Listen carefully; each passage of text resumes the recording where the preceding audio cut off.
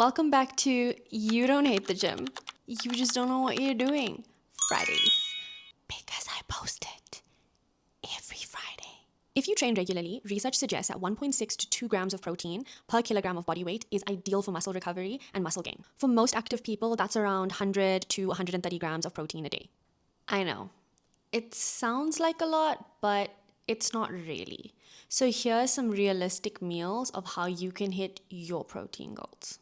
First up, our meat eaters. For breakfast, incorporating 2 eggs into your meal with a side of Greek yogurt with some fruit is an easy 30 grams of protein, or alternatively, an overnight oats always hits the protein goals for breakfast. For lunch, a chicken breast in a wrap, salad, or a rice bowl, 30 grams of protein. For dinner, the rule of thumb is that your protein should be the size of your palm. So you would look at steak, mince, chicken breasts with potatoes, rice, and then a side of veggies.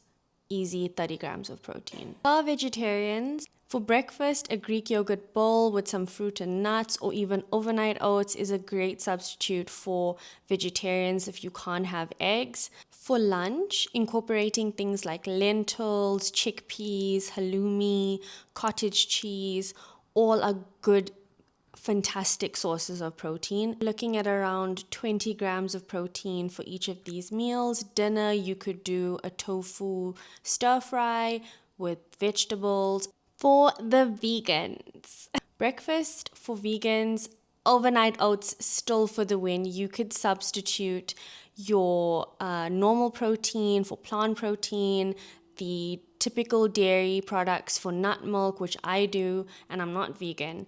And it's a great substitute if you can't have things like the Greek yogurt, the cottage cheese, etc. for replacements.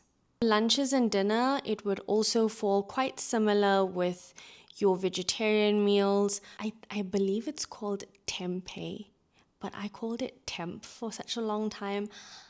I don't know if you could appetize that. It is a good protein source, but I personally do not like the taste at all. Lentil or bean-based curries with quinoa or rice is also great options for vegetarian and vegan alternatives. And I typically again have those things on fasting days. Spread your protein intake across the day, and your body will finally have the building blocks that it needs to change.